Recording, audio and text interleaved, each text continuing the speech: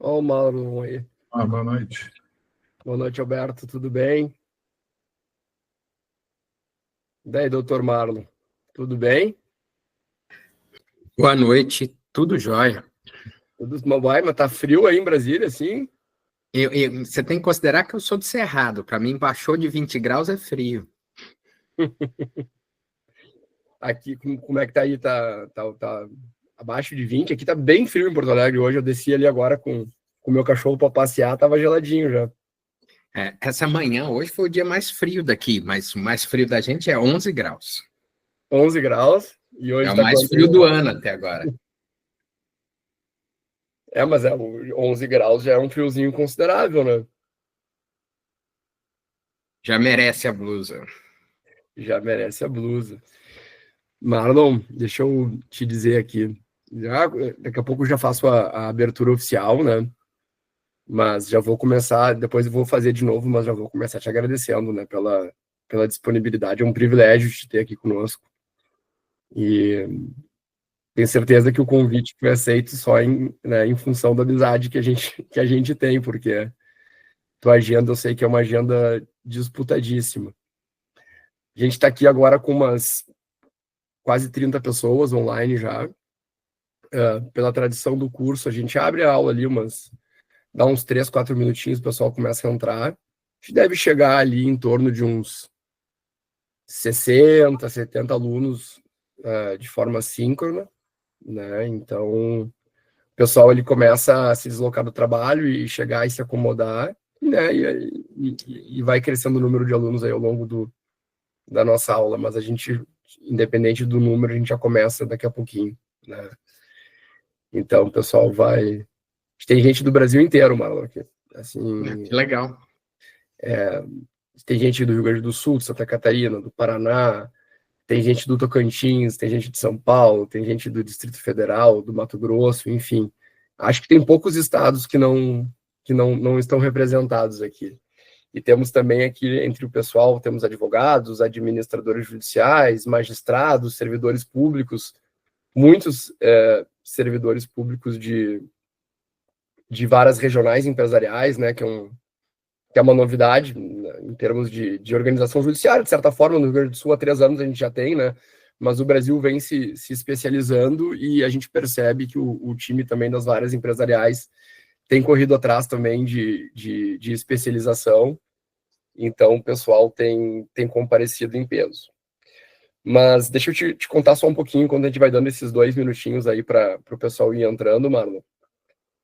Esse instituto, né, o BLS, a gente chama de Business Law Summit, que é só um nome chique para um negócio que é muito simples, na verdade. Começou como vamos dizer assim, uma iniciativa, uma comunidade de ensino montada por mim e pelo André Esteves, que tu sabe é nosso amigo e meu colega de PUC-RS aqui, né, professor. E tudo começou como uma brincadeira, porque em algum momento a gente montou um curso, na verdade, a gente contratou um curso de um instituto, né, enfim, da área de direito empresarial, para fornecer educação para treinar nossas equipes. E aí a gente se olhou em dado momento e disse: olha, André, acho que a gente faz melhor, né? Ou no mínimo igual, né? A gente consegue convidar nossos amigos e treinar o nosso pessoal e tal. Daí a gente começou a organizar: não, mas quem que a gente convidaria? A gente pode convidar, sei lá, o Sacramone, a gente pode convidar o Daniel Carne, pode convidar o Marlon, pode, sabe? O bom de ter bons amigos é que a gente consegue fazer uma junção e tornar possível projetos que, enfim, aparentemente são difíceis, mas a gente consegue em razão da amizade. Mas aí a gente começou a fazer o seguinte: a gente disse, olha, mas a gente pode, aqueles que a gente convida para dar aula também podem trazer os amigos, né, e os dos seus escritórios.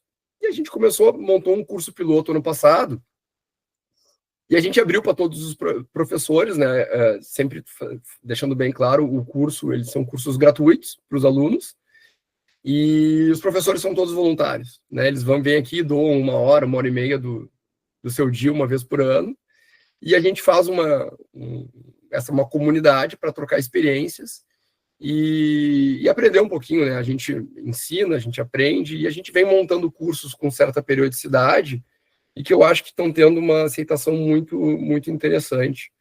e o pessoal tem aderido e tem aproveitado, e, enfim, tem elogiado, e a gente é muito grato a todos aqueles que tornam isso possível, em especial os professores.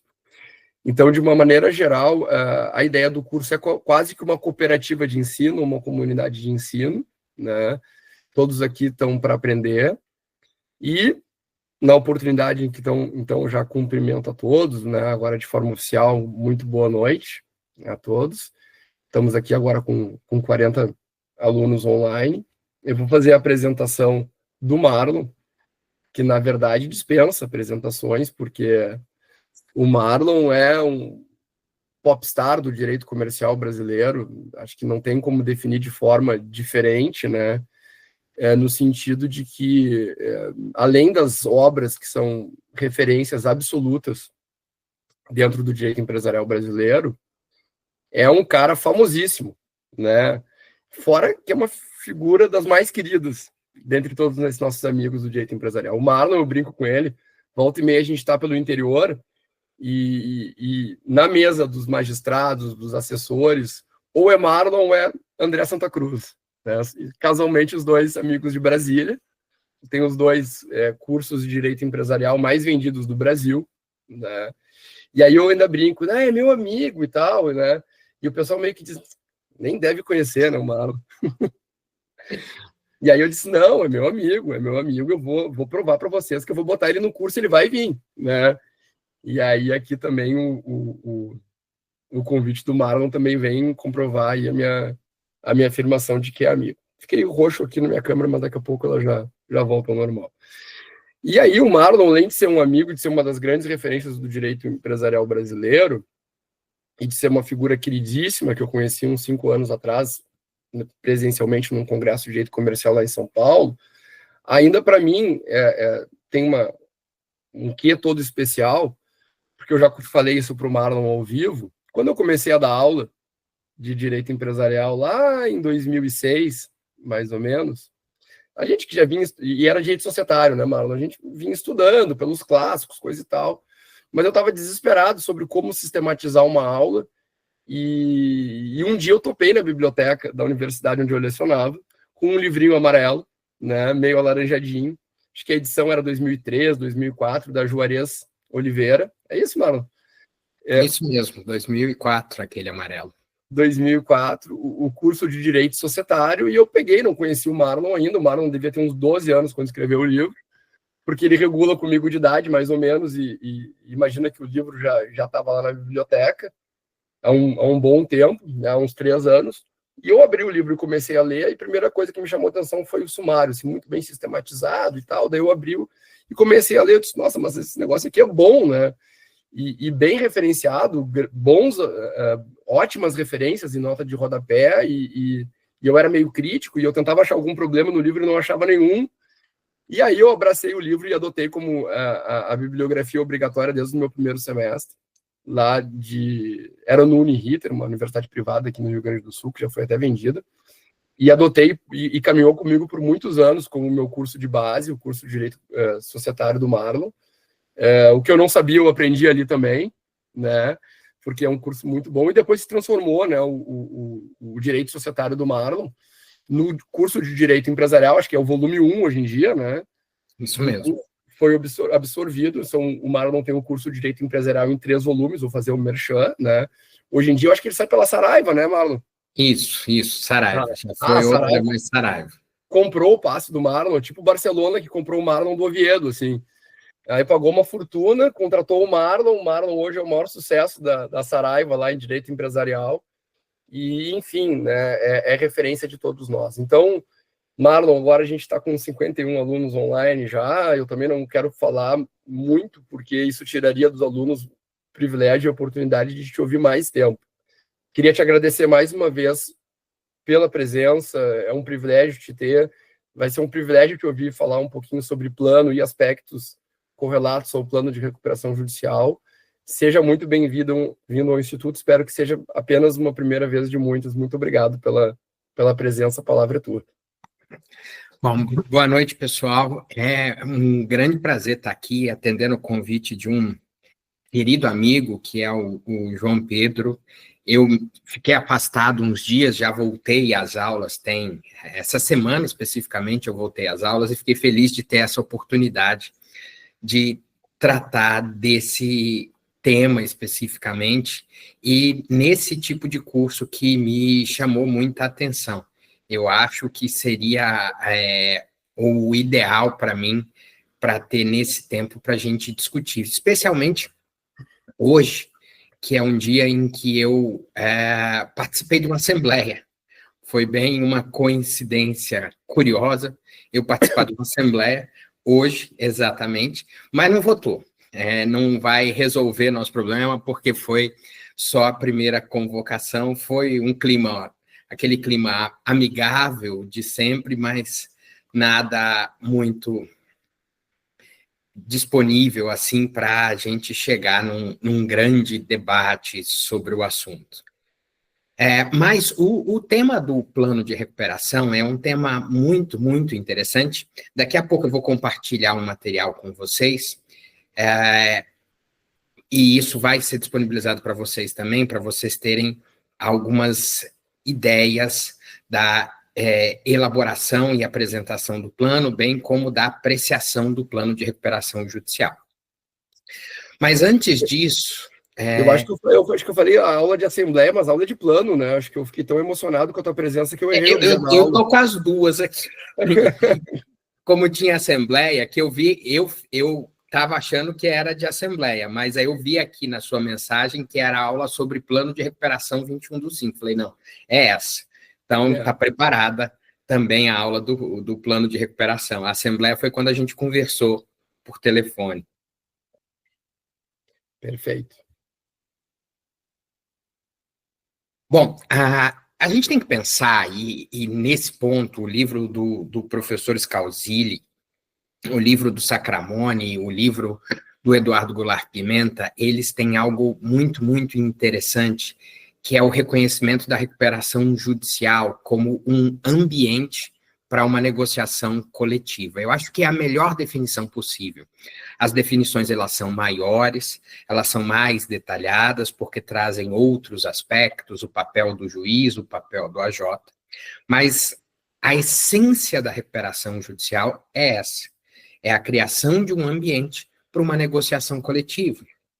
E essa negociação coletiva que visa a superação da crise, com manutenção da fonte produtora, proteção dos empregos, proteção dos interesses dos credores, ela, em última análise, apesar de algumas, e são muitas, na verdade, mas controvérsias, ela representa um acordo, um negócio jurídico entre o devedor e o conjunto dos seus credores.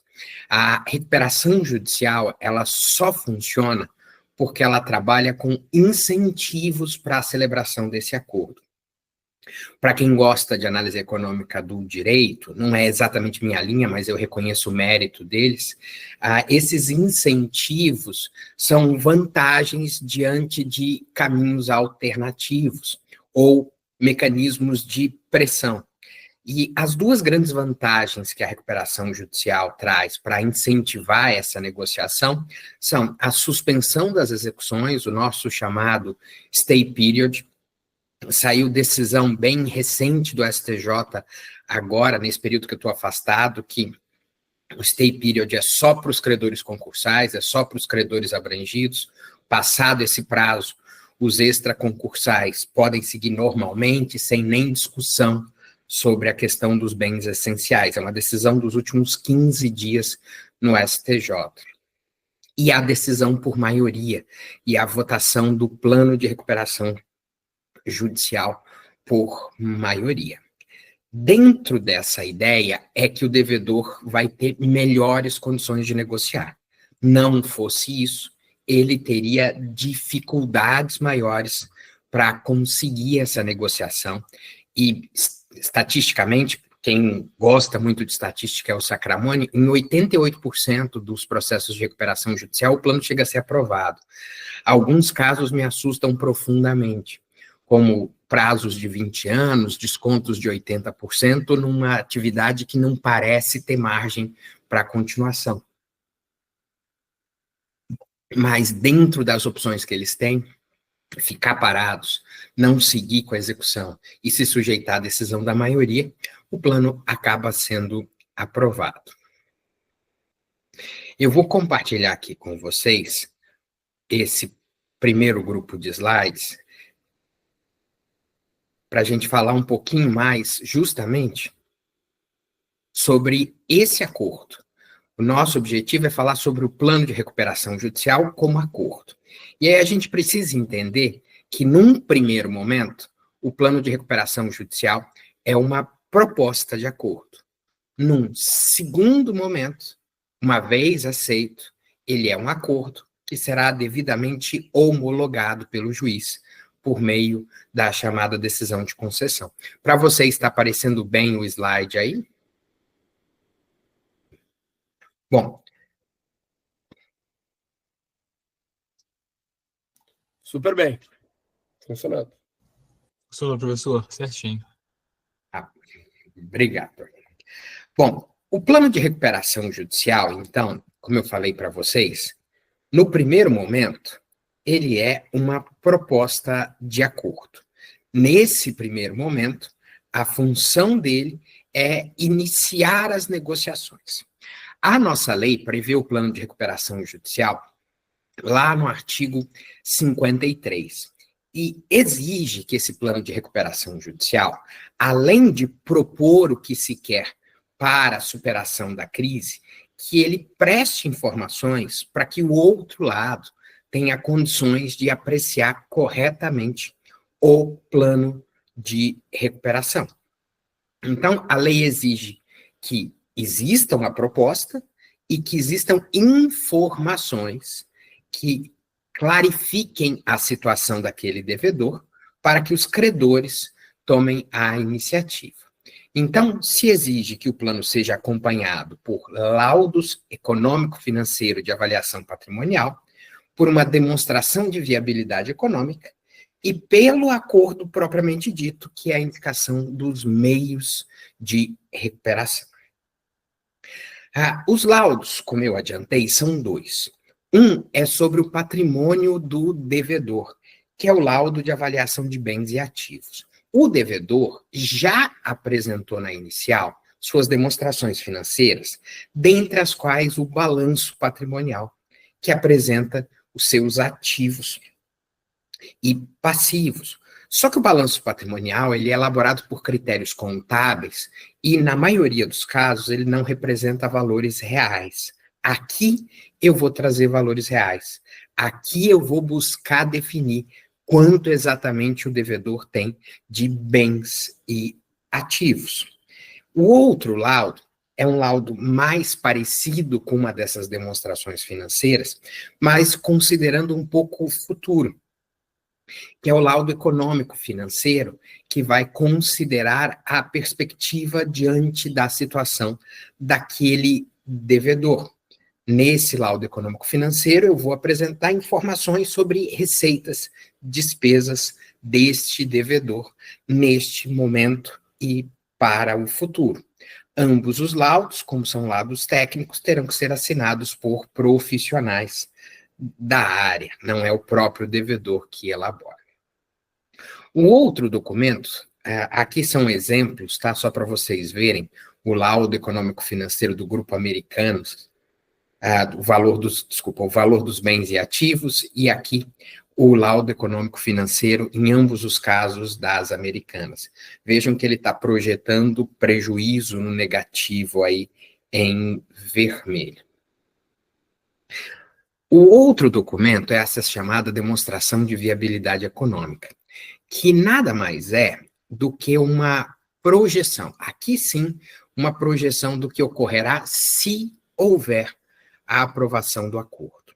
A demonstração da viabilidade não é uma demonstração no sentido da palavra, de apresentação de um fato. É uma perspectiva, é uma projeção do que vai acontecer com o acolhimento do plano. Aqui um exemplo, vejam que ela é diferente, ela é mais detalhada em termos de justificativas, apresentações de dados, apresentações de cenários. Essa também é a conclusão aqui, porque a demonstração ela é grande, no caso das Americanas. Mas o mais importante, e é onde surgem as principais questões jurídicas, é a indicação dos meios de recuperação. O que o devedor quer para se recuperar e o que os credores estão dispostos a aceitar. Nesse ponto, existe um conjunto de meios de recuperação. Essas várias chaves que eu coloco aqui, seria para sinalizar que não existe um meio só. Existem vários meios possíveis de recuperação. O artigo 50 da Lei 11.101, ele vai apontar 18 exemplos de meios de recuperação. Alguns mais frequentes, e até por isso eu escolhi reunir esses mais frequentes aqui. Dentre os meios de recuperação, em primeiro lugar, eu não preciso apresentar os meios iguais para todos os credores. A Lei 11.101, ela divide os credores em 4 grupos: trabalhistas, garantia real, quirografários, ME e EPP. É o artigo 41 que faz isso para fins de assembleia. Então, a princípio, a lei me sinaliza que eu posso dar condições diferentes para credores trabalhistas, para credores com garantia real, para credores quirografários, para credores microempresa ou empresa de pequeno porte. Por exemplo, as Americanas falaram que iam pagar os trabalhistas ponto, sem nenhuma alteração. As Americanas não tinham credor com garantia real, não tinha condições, mas uma das propostas iniciais das Americanas para os quirografários eram os 20 anos de prazo, 80% de desconto e correção pela TR. ME e EPP não entrariam na votação. E a prática mostrou, e eu tenho uma certa reserva quanto a isso, eu não sei qual é a opinião do Scalzilli, que ficar nesses 4 grupos, geralmente, não é compatível com a realidade. Geralmente, você não consegue realmente atender aos interesses dos credores, uma vez que eles têm situações muito, muito diferentes. Você tem credores bem eventuais, que nunca mais vão se relacionar, e credores frequentes, pessoas que vão manter relações com aquele devedor no futuro. E aí surgiu uma dúvida se neste plano eu poderia pegar, por exemplo, aqui é só um exemplo, os quirografários e dividir em subclasses. O STJ, num julgado já de 2021, ele falou, olha, pode, desde que você estabeleça critérios objetivos. Você pode ter a subclasse dos credores parceiros, com um desconto de 20%, os financeiros, com prazo de 10 anos para pagar, o financiador específico para certos empreendimentos, que vai receber em bens, os credores quirografários comuns, que entram naquela regra geral, e o credor permutante, muito frequente em incorporadoras que andaram fazendo, que vão receber o imóvel prometido em outro prazo, mas vão receber o imóvel prometido. Essa subdivisão, eu não vejo nenhum problema. A subdivisão do plano das classes dentro do plano, desde que haja critérios objetivos, desde que não seja manipuladora ou aleatória, eu reconheço, depois de me dobrar, que é perfeitamente possível. Mas um detalhe me complica aqui, e isso é para vocês pensarem agora, a gente vai falar um pouco mais à frente, como é que esses caras votam? Será que eu posso deixar esses aqui, que tem desconto de 20%, impor o desconto de 80% para esses aqui? Como é que eu faço a votação dentro da subclasse? Como é que eu faço como é que eu aplico aquele incentivo da decisão por maioria, considerando a classe, a subclasse e os quórums necessários para essa aprovação? Aqui está o julgado do STJ mais recente que eu falei para vocês. Eu falei o de 2021, que foi o primeiro. Esse de 2024 reitera a possibilidade. No livro agora sobre, de homenagem ao ministro Cueva, eu levanto essa pergunta, especificamente essa pergunta sobre a votação nas subclasses, que não está decidida no âmbito do STJ. Com as classes originais ou com as subclasses, eu vou propor. E dentre as medidas aqui são alguns exemplos de recuperação, eu vou ter liberdade para indicar, salvo pequenas exceções. As medidas mais comuns que eu tenho são chamadas, assim, esse nome é meu, medidas financeiras, porque elas envolvem alterações nas condições do pagamento de dívidas. Eu estou falando em uma proposta de acordo sobre as condições de pagamento de dívidas. Por exemplo, pedir prazo, pedir desconto. O prazo é de 9 anos, em média, segundo o levantamento da ABJ. O desconto, que eu tenho um problema com o nome, tá? Eu não gosto de expressões em outros idiomas, especialmente quando elas são desnecessárias. Mas todo mundo chama esse desconto de haircut, que é o corte de cabelo, e isso me estranha muito. Eu sei que fora é a expressão usada, mas eu tenho problemas com essa expressão. E aí, o deságio, ele tem uma variação. 70% em média para os credores quirografados e 47% em média para os credores com garantia real. Todos esses dados aqui são tirados do Observatório da Insolvência da ABJ, da Associação Brasileira de Jurimetria. Além dos prazos e descontos, é muito comum que eu tenha dívidas com o pagamento de juros. E é normal que eu queira equalizar, adequar esses juros, baixar esses juros, porque os juros de mercado, eles costumam ser bem altos.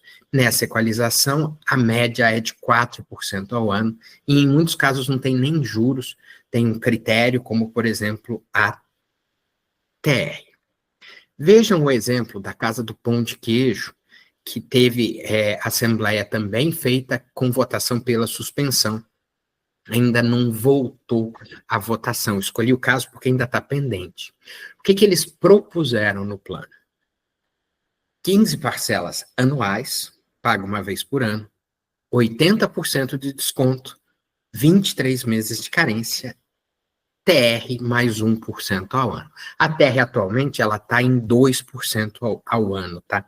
Então dá uma conta de 3% ao ano. Será que o credor vai aceitar isso? A aparência para a gente que não tem condições de conceder, de analisar a situação financeira em si, normalmente é assustadora.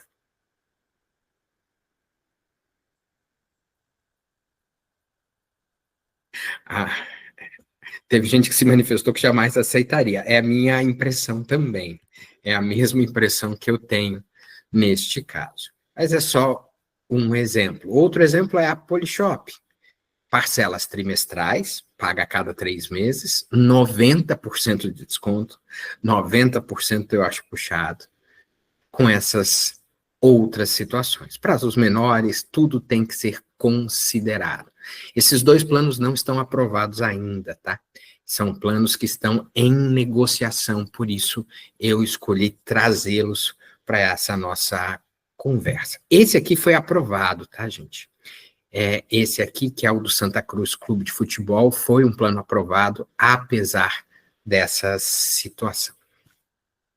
Bom, as medidas financeiras são as mais frequentes. Eu acredito que em quase 100% dos planos, nós teríamos essas medidas financeiras propostas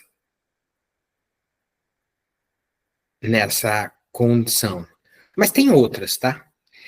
Outras medidas que têm acontecido é o pagamento de dívidas mediante dação em pagamento. Eu estou chamando de dação em pagamento aqui a entrega de qualquer outro ativo que não seja dinheiro. Muitas vezes o produtor tem bens, às vezes imóveis, às vezes outros ativos que podem ser úteis aos credores. Os planos que eu vi com dação em pagamento foram especialmente aqueles dos imóveis.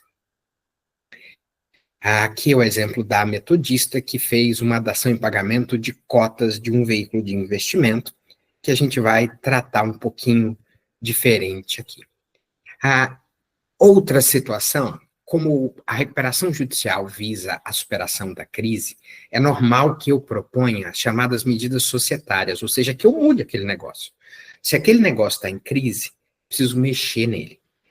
E essas mudanças podem vir de reorganizações societárias, fusões, cisões, incorporações, vendas de controle, alianças estratégicas e etc. E, apesar de uma reserva pessoal, entende-se que, se preenchidos os critérios, isso deverá ser submetido ao CAD. A profissionalização da gestão, a troca de administradores, é uma outra medida desse tipo.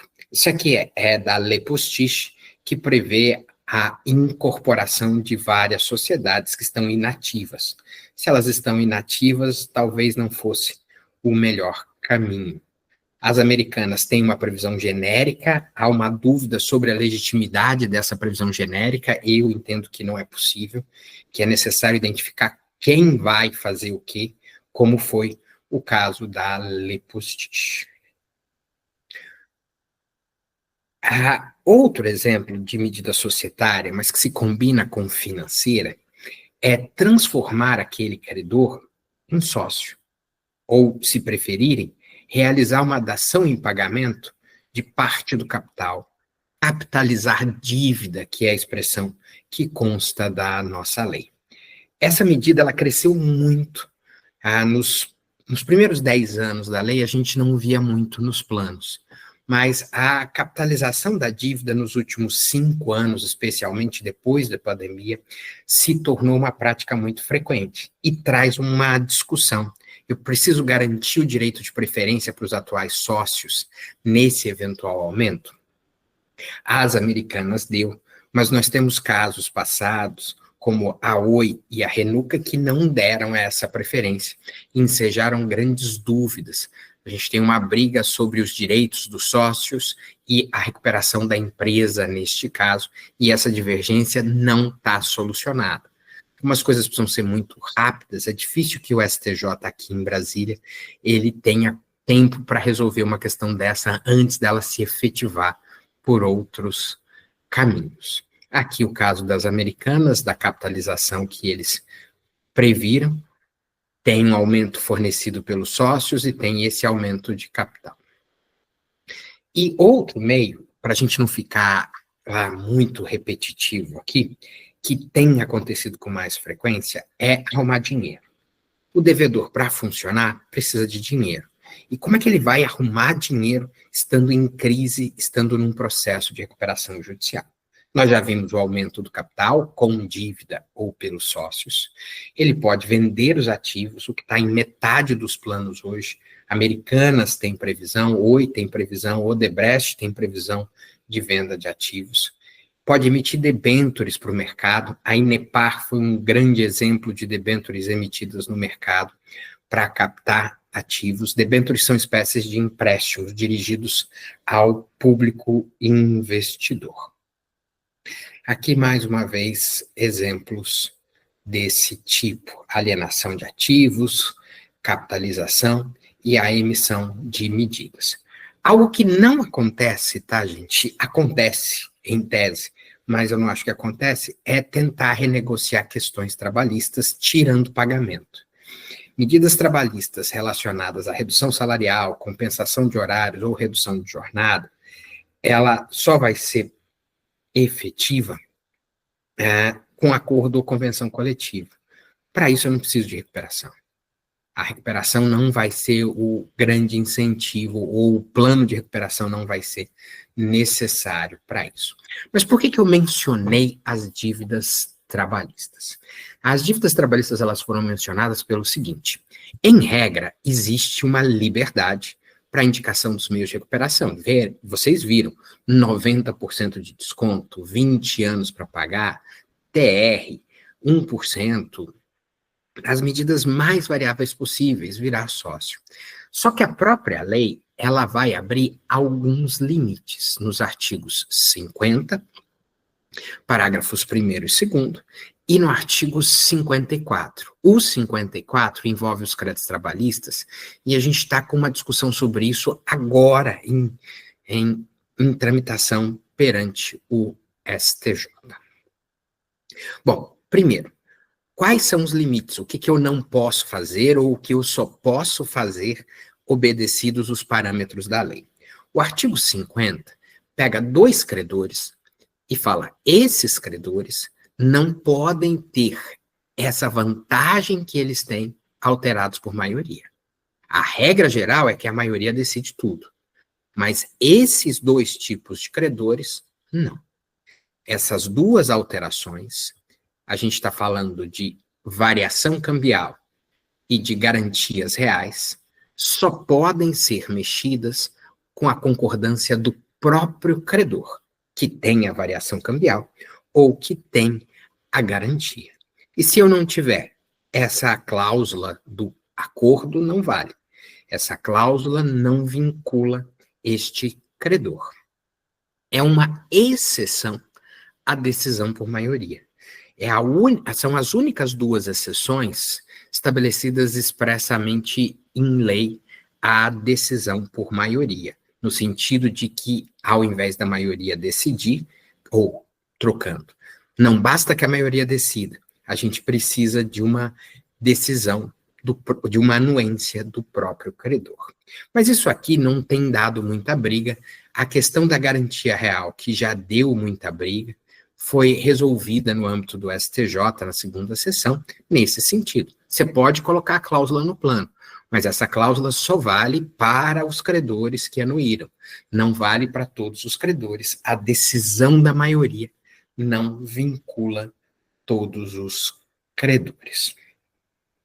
A questão que está hoje em discussão é a questão relacionada às dívidas trabalhistas. Aqui o artigo 54, ele vai estabelecer prazo. Olha, a dívida trabalhista pode ser negociada? Pode, mas não do jeito que você quiser. Tem prazo máximo que o plano tem que prever. Regra geral, 1 ano.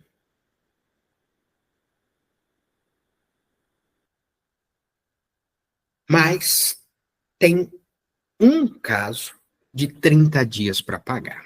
A primeira discussão que surgiu foi esses 2 prazos de 1 ano e 30 dias.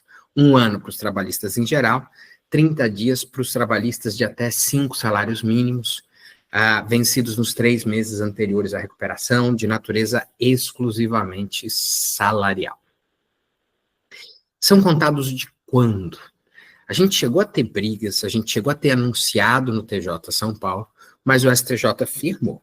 Esses 30 dias e esse 1 ano para pagar, eles são contados da concessão da recuperação judicial, que é equivalente à homologação do acordo. Enquanto o acordo não for homologado, esse prazo não conta.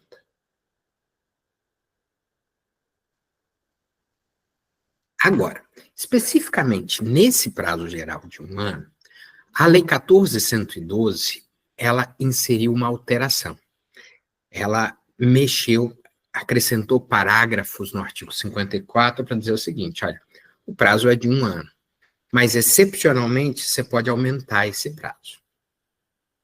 Aqui está o prazo de 1 ano. Mas se você quiser, você pode colocar mais 2 anos, ou seja, até 3 anos para pagar os créditos trabalhistas. Mas para isso você precisa preencher algumas condições.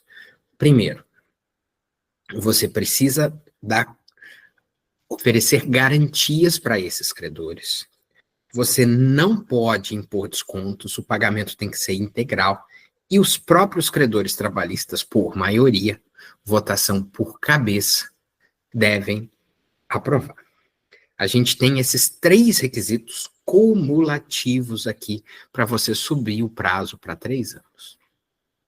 E nesse ponto, a doutrina, inclusive do professor João Pedro, do Sacramone, do professor Fábio, de vários outros doutrinadores, do André Santa Cruz, eles reconheceram o que o STJ falou. Olha, o que a lei estabelece é prazo.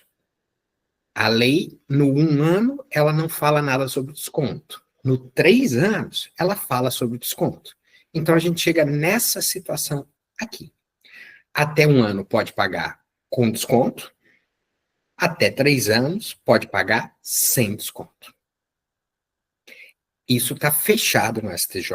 Vejam que essa decisão é de dezembro de 2024 e já em sede de agravo em recurso especial, o que mostra a pacificação da matéria. Mas aí surgiu uma dúvida, na verdade, este ano de 2025. Esse desconto, até quando pode ser esse desconto? Eu posso colocar, como no caso concreto, um desconto de 95%? Os ministros do STJ levantaram a discussão e houve um pedido de vista. A primeira decisão é no sentido de que eu não posso me envolver nesses descontos. A segunda é que eu não posso aniquilar o crédito trabalhista. Votos neste processo. E aí está pendente. A gente tem que entrar nessa briga. Mesmo sendo um credor trabalhista, será que o judiciário pode se envolver no percentual do desconto? Quando ele for admissível, ou seja, para o pagamento de até 1 ano, eu entendo que não, tá? Há uma decisão por maioria, e essa maioria, nesse ponto, me parece soberana. Mas eu não sou lá um cara mais, digamos, próximos aos trabalhistas, nunca advoguei no direito do trabalho, nunca mexi com o direito do trabalho. É algo a se pensar, eu ainda estou pensando com calma, embora já tenha minha opinião. Aqui, por exemplo, o caso do Cruzeiro, Clube de Futebol, vocês vão ver que tem uma garantia para pagar em 30 parcelas, que é mais do que 1 ano. E se pagar em 30 parcelas, vai pagar tudo e vai pagar com a garantia que é a sede administrativa do clube. Um outro problema que surgiu nos créditos trabalhistas diz respeito ao seguinte. A gente tem a regra do artigo 54. Prazo máximo, 30 dias, 1 ano ou 3 anos, a depender das circunstâncias. Mas existem muitos créditos trabalhistas, nossos advogados, ou de vocês advogados, que são muito altos. Eu já me deparei com um crédito trabalhista, o professor Scalzi, ele deve receber mais, mas que o valor a receber era de 120 milhões de reais, numa recuperação judicial. E aí? Posso tratar esse igual o cara que tem 5 salários mínimos para receber, igual o cara que tem 20 salários mínimos para receber? A prática, isso foi criação de advogados, os advogados são criativos, pelo menos. Eles falaram o seguinte, olha, na falência tem uma separação. Eu pago primeiro até 150 salários mínimos. O que ultrapassa é quirografário e eu pago depois. E ele teve os advogados envolvidos na história, eu não sei quem foram os primeiros, eu sei que teve no Rio, São Paulo, no Rio Grande do Sul, Santa Catarina, no Ceará, no Amazonas, no Pará, tem decisões em vários desses tribunais. Os advogados pensaram o seguinte, olha, eu vou pegar lá da falência, artigo 83, e vou aplicar para a recuperação judicial. Ou seja, vou aplicar aqueles prazos, 30 dias, 1 ano, 3 anos do artigo 54, para o crédito até 150 salários mínimos. O crédito que ultrapassar esse valor, ou a parte que ultrapassar esse valor, eu vou tratar como quirografário, como é na falência, oferecendo os 80% de desconto, os 20 anos para pagar. A dúvida é se isso poderia ser feito. A minha primeira opinião foi que não, é crédito trabalhista, é crédito trabalhista. Recuperação judicial não separou os créditos trabalhistas. Mas e se os próprios trabalhistas aprovaram dentro do quórum exigido pela lei? Eles não podem abrir mão disso? Eu fiquei com muita dúvida, preciso ser sincero, e ainda tenho algumas ressalvas pessoais, mas a jurisprudência do STJ permitiu essa separação. A jurisprudência do STJ, já há bastante tempo, tá? E tem enunciado do TJ São Paulo, admite essa aplicação do artigo 83 na recuperação judicial. Preciso ser sincero com vocês, eu ainda tenho dúvidas. Eu advogo mais para credor e até para administradores judiciais, mas tenho ressalvas quanto a isso. O Henrique Araque, que é meu sócio, que no futuro, quem sabe, dei uma aula para vocês, ele é muito bom, ele é alucinado com essa questão, porque ele foi afetado diretamente por isso, em créditos relacionados a certos empregados dos quais ele era advogado. Eu ainda tenho minhas reservas, mas jurisprudencialmente, para aplicar para o pessoal do judiciário, aí não tem muito para onde fugir, tem muita decisão nesse sentido, as decisões já são, inclusive, monocráticas. Aqui é o enunciado do TJ São Paulo que eu mencionei para vocês. Bom, esse é o plano. O devedor elabora o plano e aí um cuidado para os advogados. O plano, ele não precisa ser apresentado na inicial. A inicial, ela dá muito trabalho pelos documentos que ela tem que ser acompanhada, pelo ajuste da própria situação do devedor, como ele vai ter que agir durante o processo, mas a gente não pode esquecer, desde o começo, da negociação, das condições desse plano que precisam ser trazidas para o processo. O plano é um dos núcleos essenciais da recuperação judicial e, por isso, não pode ser esquecido. A lei fala que, na inicial, você não precisa fazer proposta ainda, mas você tem que fazer essa proposta 60 dias após a decisão de processamento. Por segurança, eu não conto da publicação. Tem decisão do TJ São Paulo dizendo que não pode contar da publicação, que é para contar do próprio dia da decisão. Pessoalmente, eu não concordo com isso, porque o devedor só toma ciência a partir da publicação para efeitos oficiais. Mas como esse prazo de 60 dias, tecnicamente, não é um prazo processual, eu não correria riscos. Advogados apresentem os 60 dias do dia da decisão e não da publicação em si. Se eu não apresentar o plano, a consequência da lei é a decretação da falência. Essa decretação da falência é uma pena muito pesada. Houve um caso bem recente no Mato Grosso que se discutiu o prazo para essa apresentação, considerando o recesso do fim do ano. Então, se considerou que, como esse prazo não é processual, o recesso do fim do ano, que suspende prazos processuais, não afetaria a contagem de 60 dias. Ou, no caso do Mato Grosso, além de ser o recesso do fim do ano, ele contou em dias úteis. Esse prazo é contado em dias corridos. Então, não percam essas circunstâncias. A gente vai ver, tem o outro slide aqui na sequência com vocês, que é o slide sobre a apreciação do plano de recuperação judicial.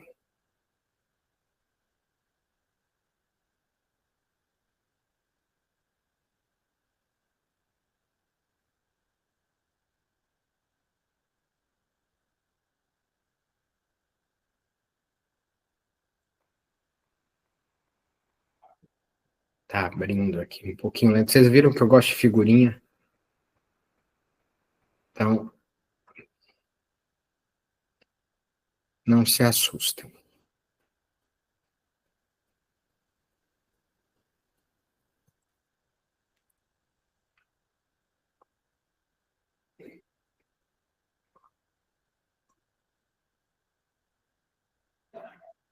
Acho que foi aí para vocês a apreciação do plano pelos credores. O devedor apresenta essa proposta, mas isso, neste momento, repito para vocês, o plano é uma simples proposta. O plano, ele não representa ainda o acordo. O acordo só será formado a partir da aceitação do outro lado, uma vez que o plano é um documento unilateral. Como a gente viu, apresentei o plano no prazo de 60 dias, o processo vai seguir para a sua próxima fase de negociação ou deliberativa. Não apresentei, vira falência. Aqui é a contagem, o procedimento que a gente manda fazer. Apresentou o plano em juízo, o juiz manda publicar um edital dizendo: credores, a proposta está aqui. Deem uma olhada, comecem a analisar o que está acontecendo. A recomendação que se tem é que esse edital seja publicado junto com um outro para evitar a confusão que a gente vai ver. Mas vejam que o plano da 123 milhas, o edital foi apresentado no dia 7 de março de 2025, o edital foi publicado, e daqui é que os credores, em tese, terão notícia da existência dessa proposta.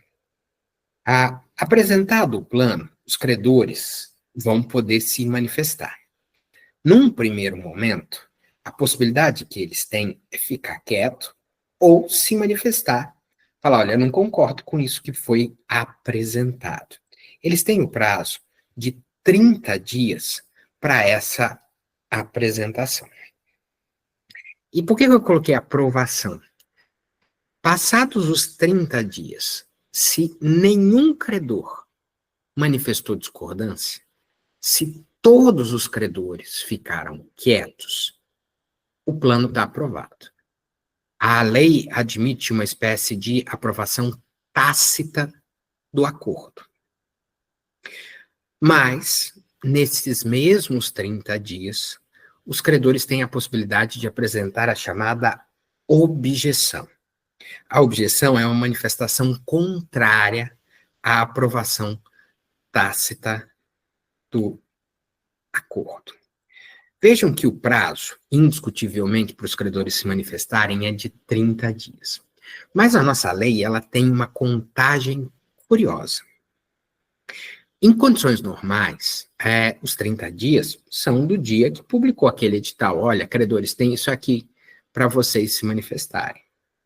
Mas a gente tem um outro marco estabelecido no dispositivo, lá no artigo 55, que é a publicação da chamada relação de credores pelo administrador judicial.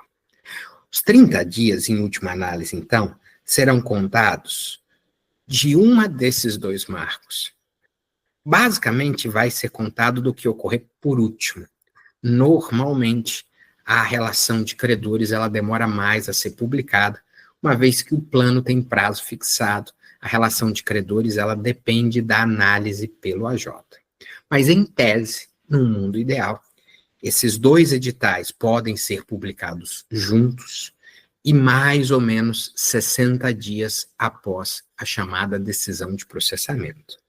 O prazo que os credores terão para se manifestar será de 30 dias da publicação do que ocorrer por último em todo caso. Como a gente já falou, se todos os credores ficarem quietos, o plano está aprovado. Aprovação tácita, acordo fechado. Comigo nunca aconteceu, tá? Advogando por credor ou advogando eventualmente pelo AJ, eu nunca vi acontecer uma aprovação tácita, mas já me noticiaram e eu já vi notícias de processos com isso. Se tem aprovação tácita, raramente chega no tribunal. Mas a aprovação tácita, ela é eliminada com uma objeção que seja. Vejam que neste momento eu não faço conta. Neste momento, o que eu preciso saber é: credores, vocês estão de acordo ou tem alguém contra? Parece aquela cena de novela, filme do casamento. Todos que estão de acordo ficam como se conta. Se alguém tem algo contra esse casamento, se manifeste agora. E a gente tem uma brincadeira que existem 3 certezas na vida. Você vai morrer, você vai pagar imposto e o Banco do Brasil vai apresentar objeção ao plano de recuperação judicial. Isso é uma brincadeira só porque o Banco do Brasil é um banco muito, muito grande e é um credor muito frequente em várias operações. as objeções são apresentadas por vários bancos diferentes, por vários credores diferentes e por situações variadas. O que é a objeção? É basicamente essa ideia da manifestação contrária, da discordância quanto ao que foi proposto.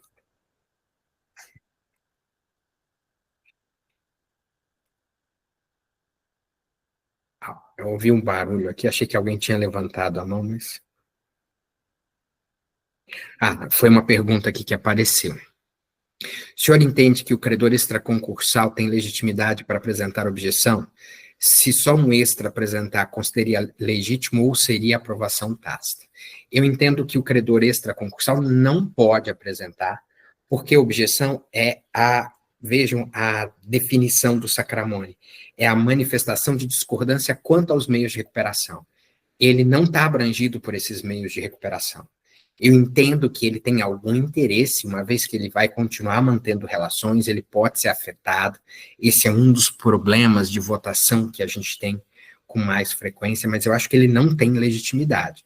E se ele apresenta, eu acho que a objeção dele não é considerada, haverá uma aprovação tácita. Em relação ao credor concursal, que não consta na relação, eu acho que ele tem legitimidade, uma vez que a restrição para os que constam na relação diz respeito ao direito de voto. E como é uma norma restritiva, que a gente vai ver mais à frente, ela é interpretada, para mim, restritivamente. Se é credor abrangido, tem legitimidade para apresentar. Mas existem discussões sobre isso. Aqui em Brasília, por exemplo, o juiz não aceita se o credor não está na lista. O juiz não considera como uma objeção para fins dessa conta. Normalmente tem outras, por isso não tem nenhum problema. Eu acho que a objeção precisa ser fundamentada para não ser considerado o abuso de uma faculdade no âmbito de um processo. Mas eu não vejo que essa fundamentação precise ser uma fundamentação detalhada. Pode ser uma fundamentação econômica, de melhores condições. Jorge Lobo, ele entende que o caso aqui não é de objeção, é de contestação, inclusive, quando ele comentava.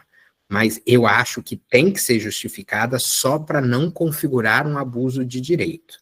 Mas não há previsão legal nesse sentido, e boa parte da doutrina sequer vai indicar essa necessidade.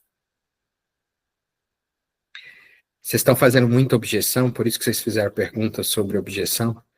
Isso é bem interessante. Mas só para vocês verem aqui, publicou o edital nessa data, relação de credores nessa data. Vai contar os 30 dias daqui. A objeção pode ser até esse dia dos 30 dias corridos. Esse é um caso da Casa do Pão de Queijo. CPQ aqui é Casa do Pão de Queijo. Vocês vão ver a objeção apresentada dentro dos prazos nesses casos. Casa do Pão de Queijo e Polishop foram os dois exemplos que eu peguei. Apresentei uma objeção. E aí, com todas essas discussões que vocês trouxeram, que são ótimas. Se for de um credor extraconcursal, eu considero? Entendo que não. Se for de um credor não relacionado, eu considero? Entendo que sim. Mas uma objeção legítima a ser considerada. Uma objeção que atende aos elementos do artigo 55, com justificativa a depender da sua opinião.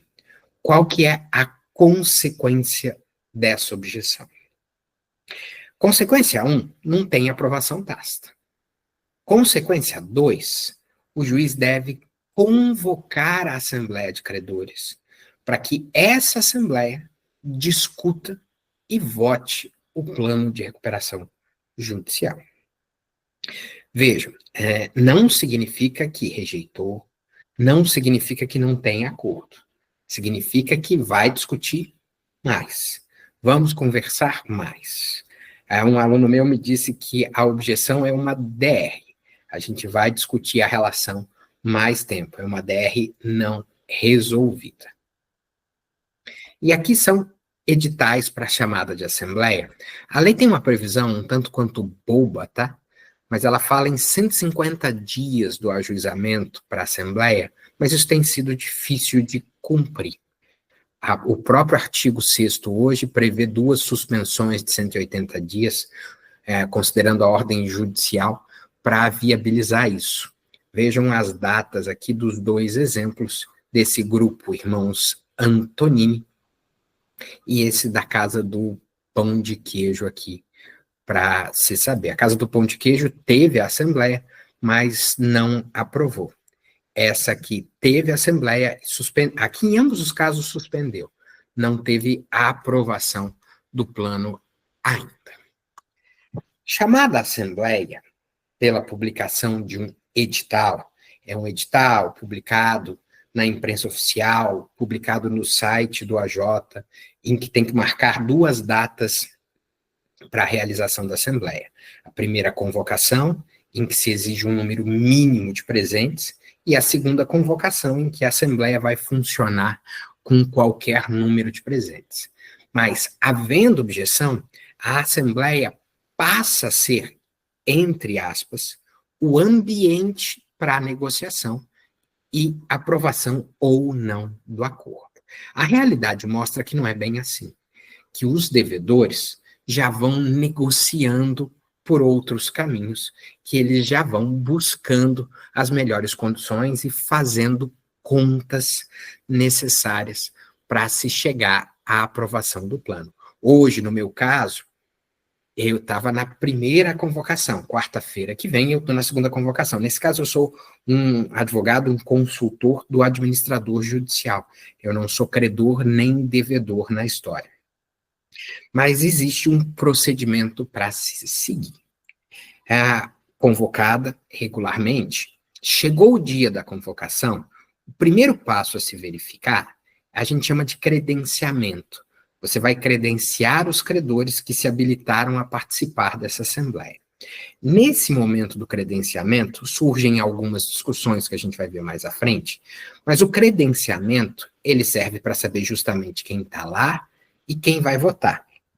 Mas também serve para decidir, ou para verificar, se aquela assembleia pode funcionar ou não.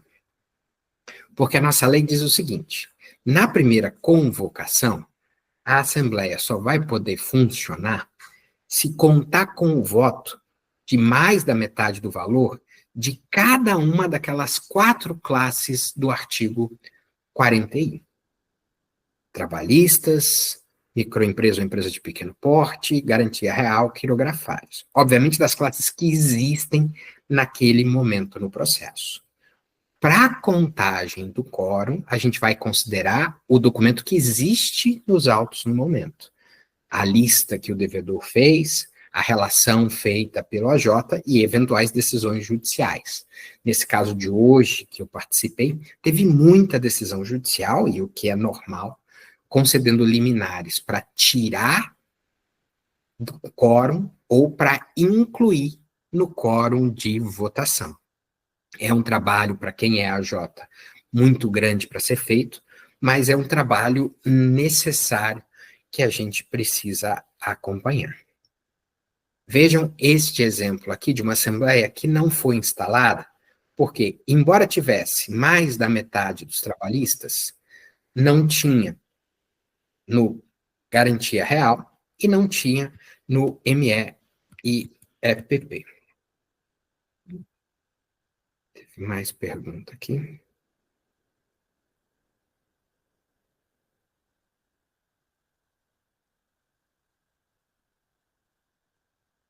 Não, se o credor não está sujeito, não é uma questão de adesão ao plano. Ele vai fazer um acordo nas mesmas condições do plano. A gente vai estar diante, no caso dele, de uma típica novação, mas uma novação negociada. Uma novação negociada individualmente, uma negociação individual. Não afeta o trâmite do processo, tá? E acontece.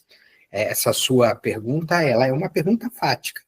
Existem credores que, ainda que não sujeitos, falam, é melhor ficar nisso aqui, para eu ter alguma chance. Nesse caso, a minha recomendação, eu não trabalhei em casos assim, é um documento separado.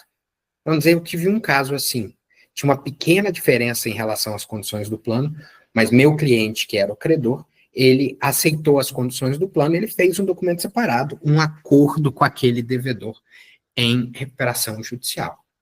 Ele não vota porque ele não está sujeito. A sujeição ela não muda por vontade. A sujeição ela é definida por lei, lá pelo artigo 49. Credores existentes na data do pedido. Se ele não é existente ou se encaixa em alguma das exclusões, a gente vai ter essa situação.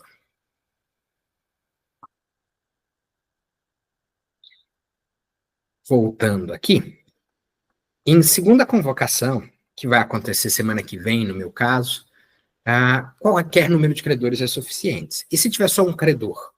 Um amigo meu, administrador judicial aqui em Brasília, ele falou, olha, eu tive uma situação assim. Tinha um credor que apareceu e não sabia exatamente o que era uma recuperação judicial. Isso foi em 2008, mais ou menos. Ele disse que foi uma assembleia que deu muito trabalho para ele, apesar de ter um credor só. Era uma recuperação pequena, mas mesmo assim aconteceu. Aqui o caso do grupo Odebrecht, que foi homologado, já teve plano apresentado.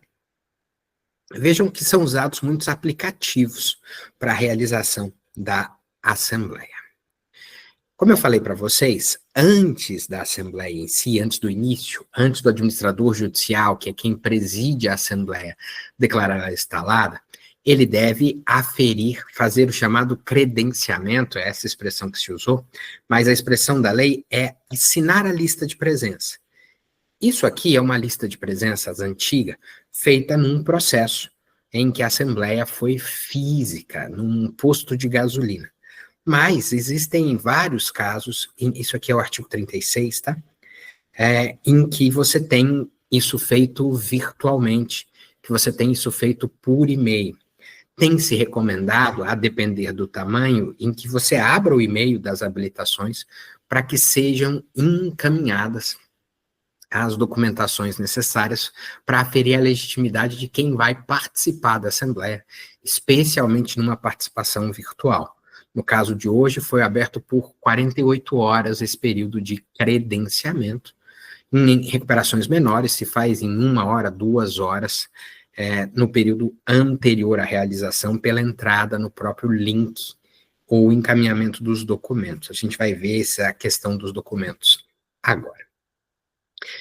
A grande briga que a gente tem e que vai afetar não é a votação em si. A votação em si tem critérios e depende de uma negociação particular, feita às vezes na Assembleia, feita às vezes fora.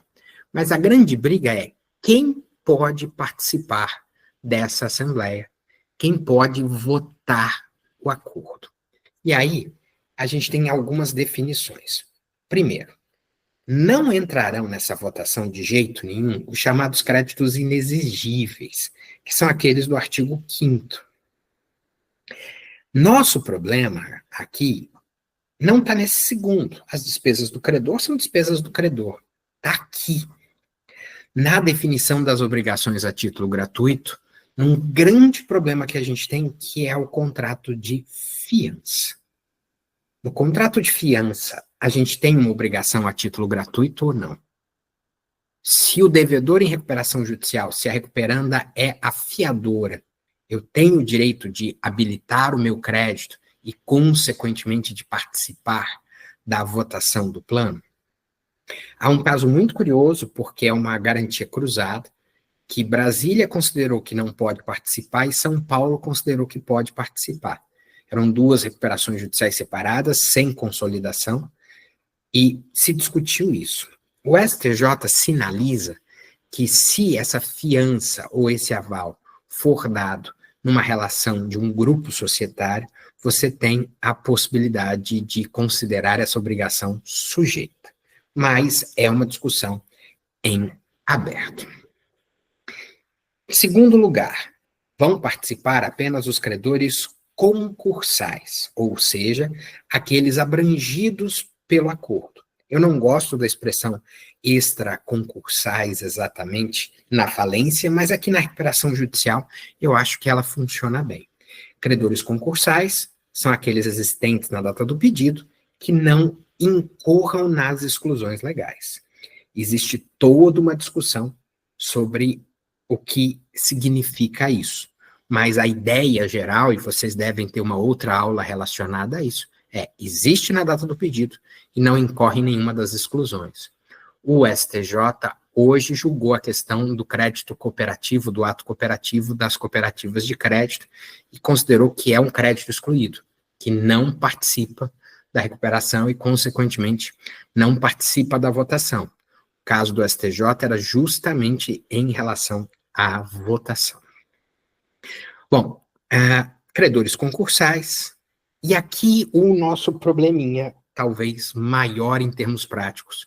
Minha experiência aí nesses 20 anos trabalhando com a lei foi relacionada a isso.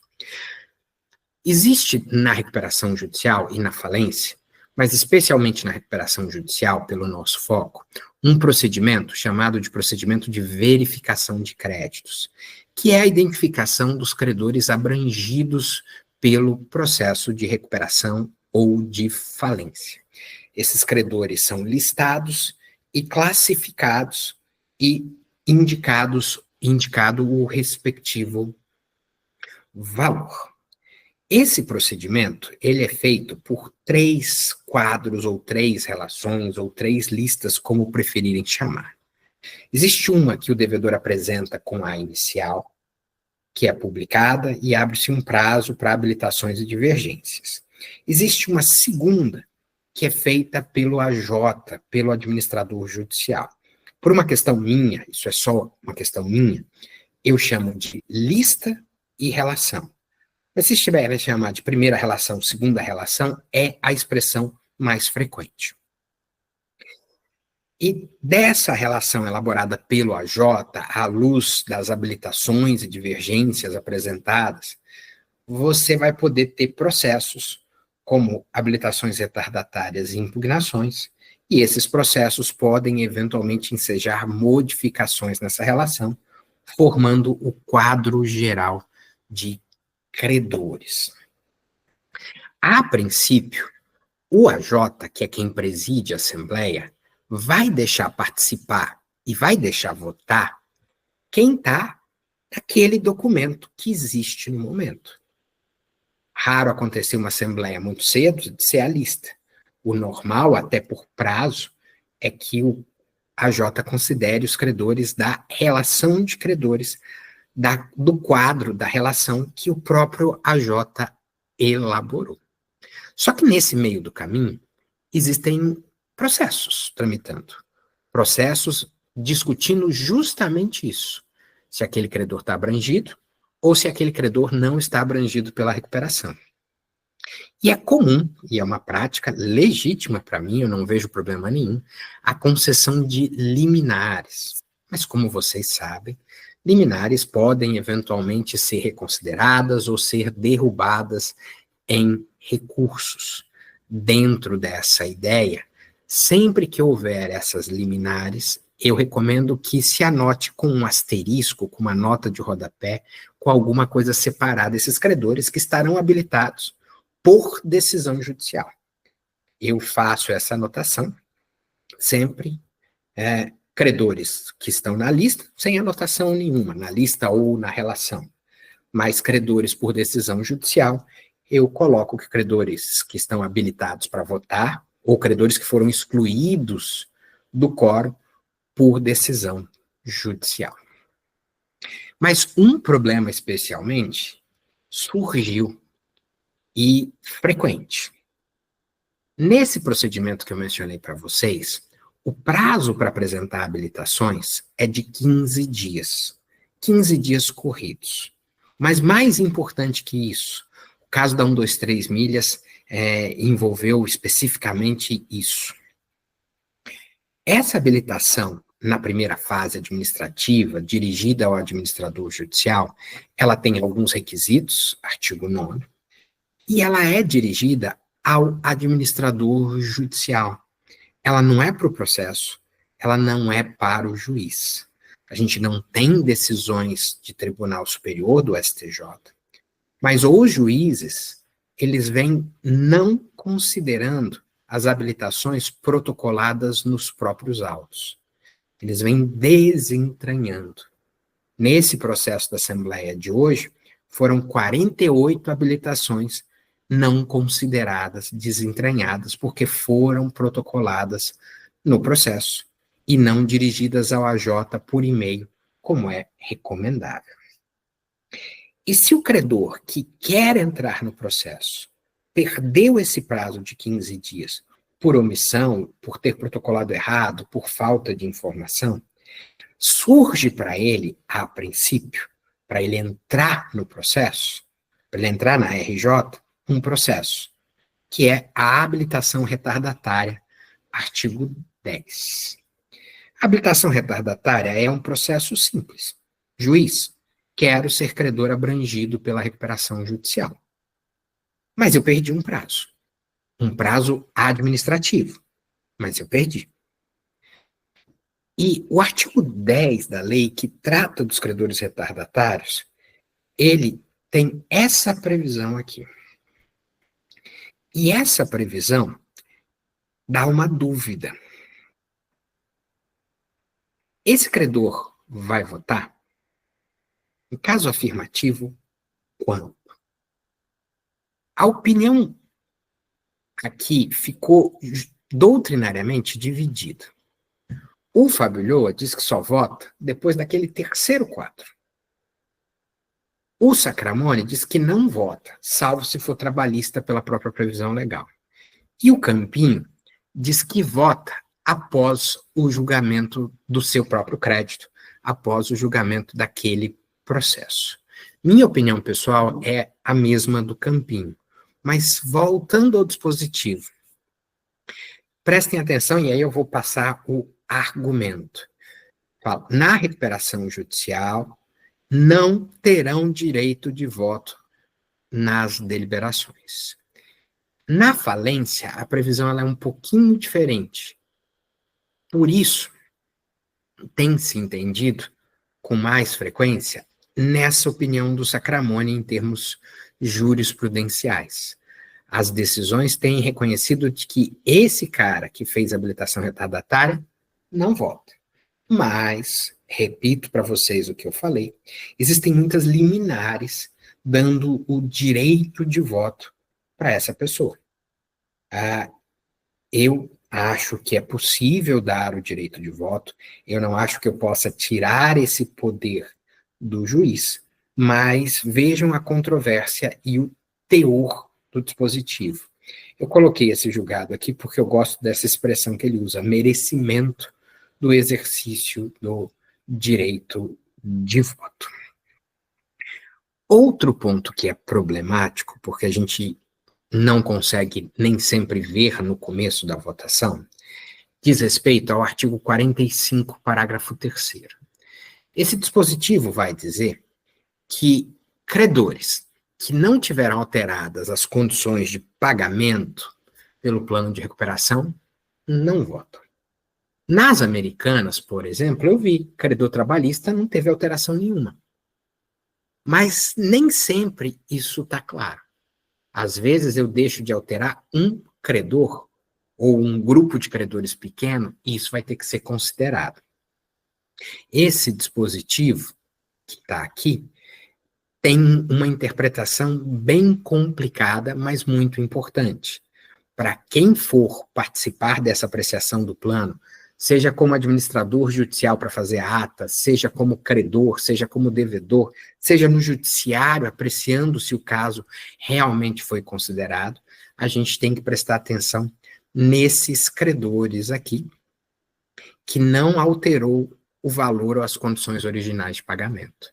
É muito importante olhar o plano e ver quais credores não tiveram essas mudanças, para excluí-lo do quórum e da votação consequentemente. É um outro tipo de crédito que eu deixo de fora aqui, que eu deixo com anotação quando eu auxilio o AJ. E o outro ponto, para mim é o ponto mais complicado, embora aqui a gente tenha uma opinião majoritária, mas a minha opinião pode ser até um pouco viciada, também não votam pessoas que sejam consideradas próximas ao devedor na linha do artigo 37. Essa expressão é a expressão do artigo 37. São votos considerados suspeitos e, por isso, eu não deixo que o controlador vote, que sociedades coligadas e controladas votem. As coligadas eu tenho minhas divergências. Coligadas 10% ou mais do capital social sem poder de comando. Credores que tenham, cujos sócios tenham participação relevante na sociedade, parentes ou afins. O problema maior está nessa expressão que vai aparecer, perdão, eu falei 37, não. Esse é do artigo 43. Essa previsão é a do artigo 43. Que é a expressão sócios do devedor. O que vocês acham que isso significa? Nenhum sócio pode votar? E se eu comprei ações das Americanas, mas sou credor das Americanas porque ela não me entregou um produto? Eu tenho uma ação 0,000 alguma coisa. Será que eu não posso votar?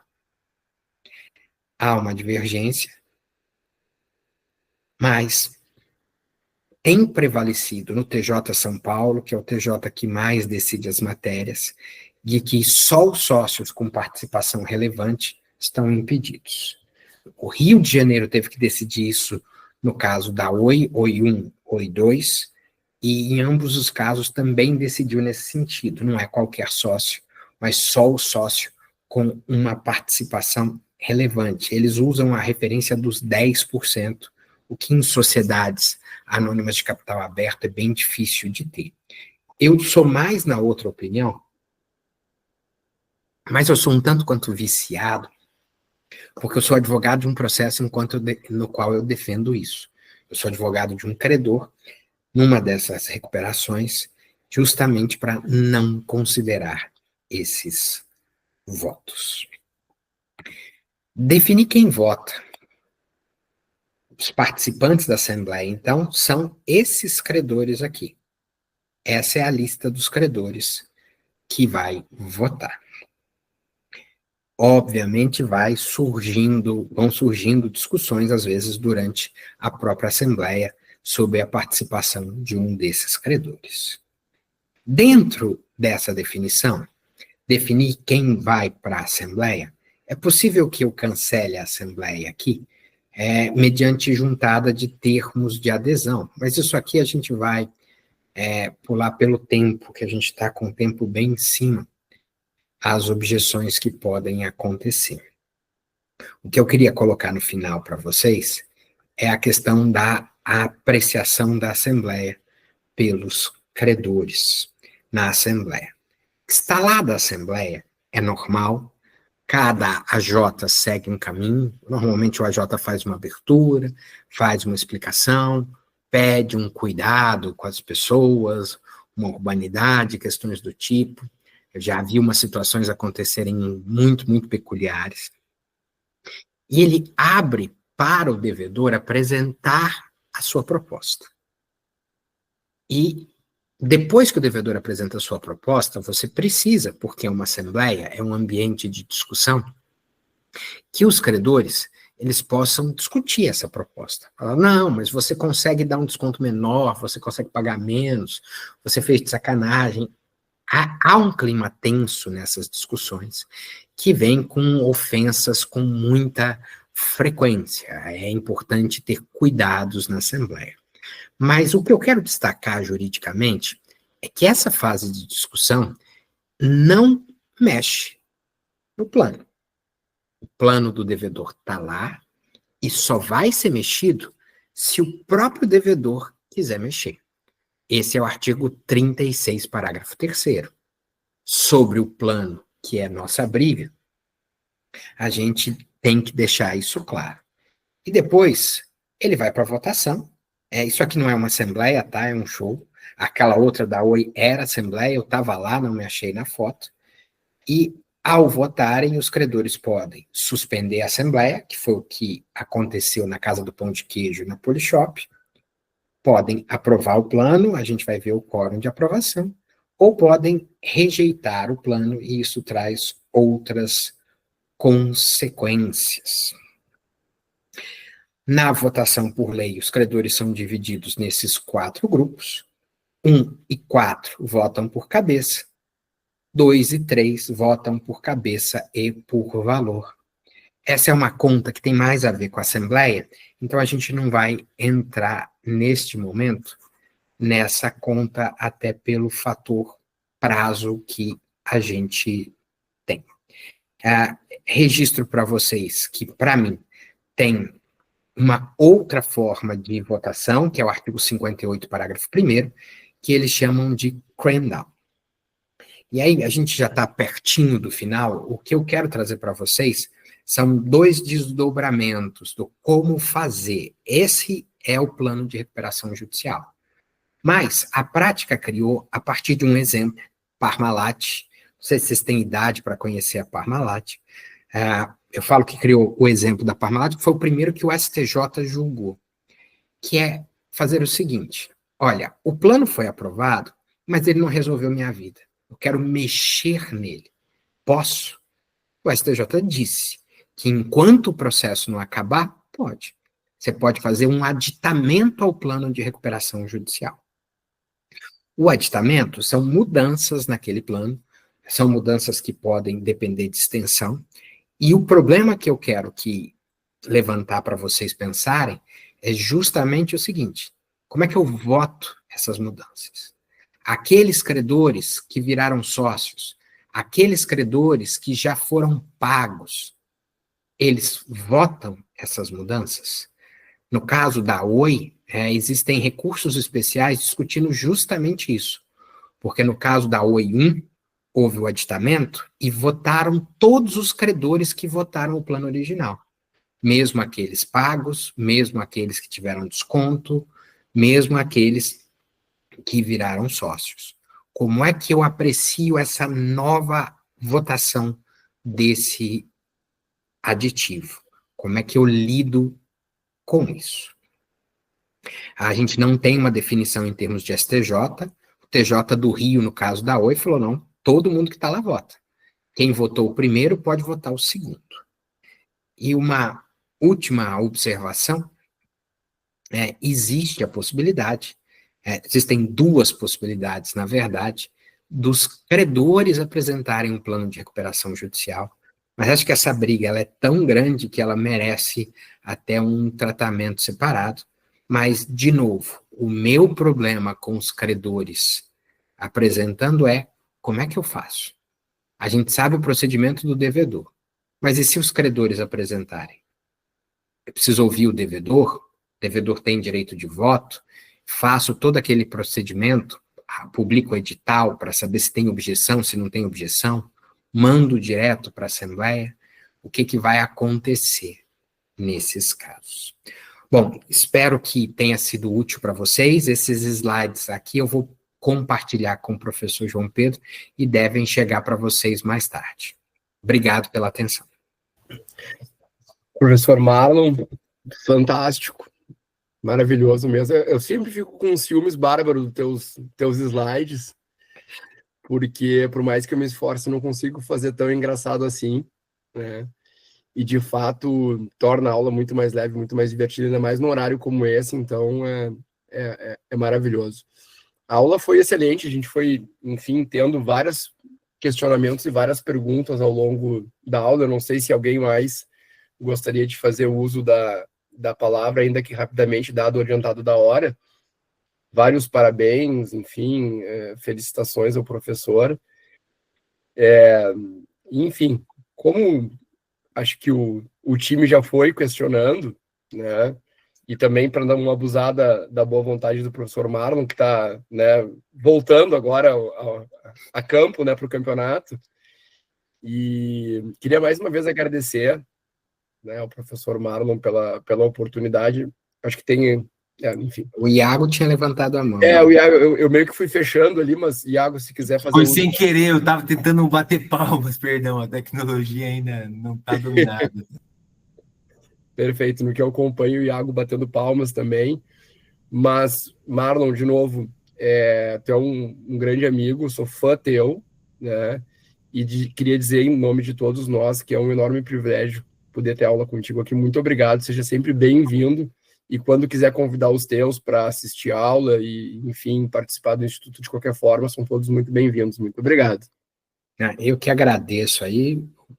João Pedro é um grande amigo, é uma honra conhecê-lo, o melhor livro da matéria que a gente tem no Brasil há bastante tempo. Conheci o livro primeiro para depois conhecê-lo, fiquei muito feliz também dele conhecer o livro do Societário lá de trás, mas foi uma honra poder participar e poder ajudar. A turma do escritório logo vai participar aqui também. Legal, serão todos muitíssimo bem-vindos. E acabei de responder, aproveitando aqui o e-mail do convite do Congresso de Direito Empresarial do Distrito Federal. O professor Marlon é um dos organizadores. Fica aqui o merchan do Congresso, que é um dos grandes congressos do Brasil e da nossa matéria. Vai acontecer, acho que é 14 e 15 de agosto. De agosto, né? Acabei de responder o convite, aceitando com muito orgulho, com muita honra. Estarei lá com os amigos. Que ótimo, muito obrigado aí pela aceitação. Então tá, pessoal, muito boa noite a todos, né?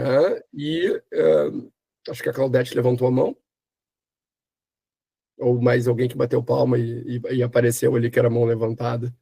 Pessoal, qualquer coisa, façam contato pelas redes sociais aí. E esse slide que vai para vocês tem o meu contato, meu e-mail pessoal também. Então tá, pessoal. Muito obrigado, Marlon. Muito obrigado, pessoal. Muito boa noite a todos. E seguimos, então, no nosso módulo 2 aí nos próximos dias. Um abraço a todos.